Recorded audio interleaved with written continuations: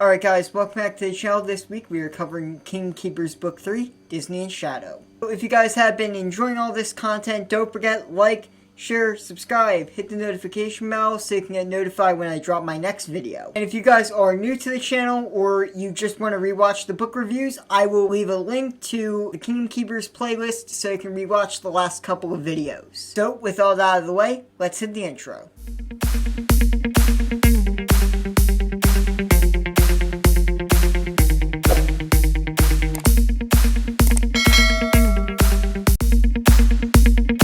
So this book starts out several weeks after the events of the last book in the Animal Kingdom. Whane has actually gone missing and no one's been seeing him for a while, or heard from him for a while, and Finn's really taking this hard. He doesn't know what's going on and he's getting extremely worried. Till one day Jess gets one of her fairy visions, which gives them a clue as far as where Whane is. So, as always, they go on a crazy scavenger hunt to figure out what he really means, and along the way they meet Whane's daughter Wanda, who gives them another clue, which leads them to Epcot. Along the way, they discover that the Overtakers have another evil plan in the works. So, as always, the Kingdom Keepers have to work together to thwart the evil plan and to rescue Whane. So, starting off with the pros here, for this book, I love that we are back to doing the DHI thing. Don't get me wrong, I do like how last book they were in DHI the whole time. They weren't even in there at all. I do really like that idea, but I feel like we got away from the concept that made the book really good in the first place, which was the DHI thing that they crossed back over into the parks after they closed. And this book, we finally got back to that, and I really appreciate that we are back to what I really enjoy from the series. If you guys really liked how they weren't DHI's last book, that's completely fine. I'm not saying that's a bad thing. I'm just saying I prefer them as DHI's going back and forth from the real world to the parks. Because I like the aspect of them going on the rides at night and something crazy happens. That's what I really like about the series. And I feel like last book got slightly away from that. And I still enjoy the second book, don't get me wrong, like I said.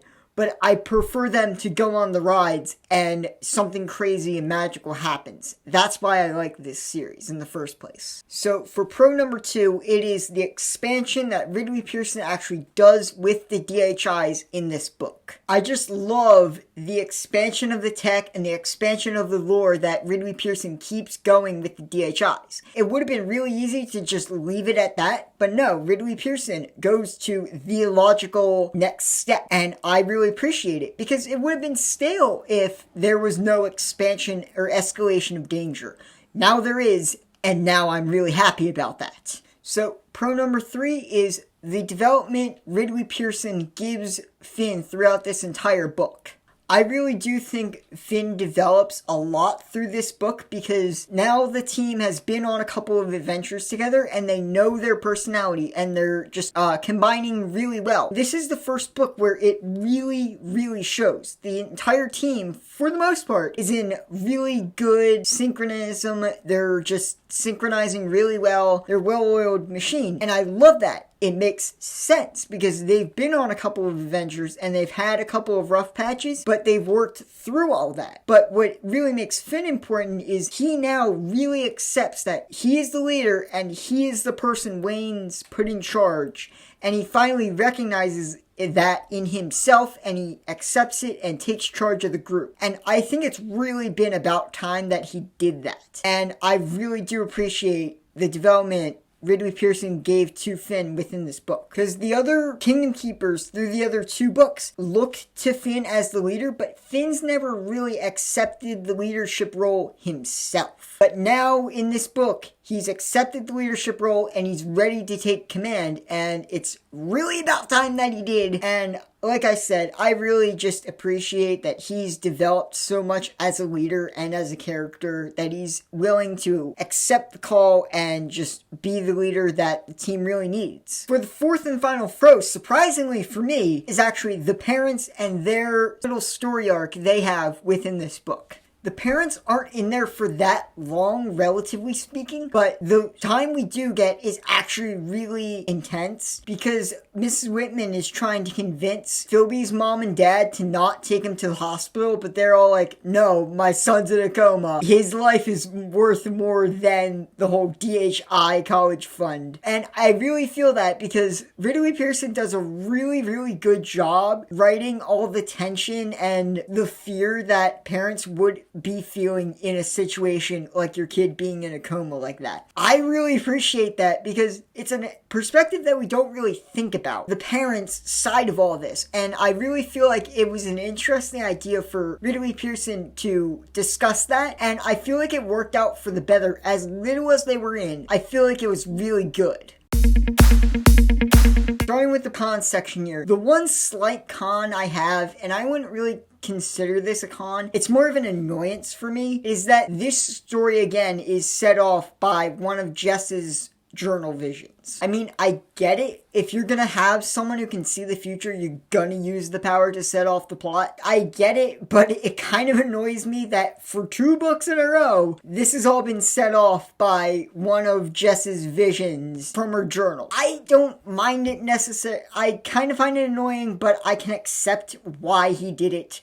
But it just kind of is what it is. I can get over it, but it's still slightly annoying. I wish he had used a slightly different method. Maybe even Wanda, if you were going to introduce Wanda, you might as well use her. You could have used her to give the Kingdom Keepers the message, because it's established that Whane has some sort of future vision. Why not just give him full out future vision, let him draw it, and then give it to Wanda to give to the Keepers? That would have made more sense to me now that I'm thinking about it. You could have used Wanda a bit more, and you could have just not involved Jess's dream journal at all. It would have still been the same thing, but it wouldn't have come from the same character 2 books in a row. Despite what I just said, I do accept that Ridley Pearson used what he was going to use. I just think it could have been handled a bit better, so you're not going to use the same setting off for the plot twice in a row. That's the one thing that slightly annoys me. But other than that, that's all the cons I really have with this book.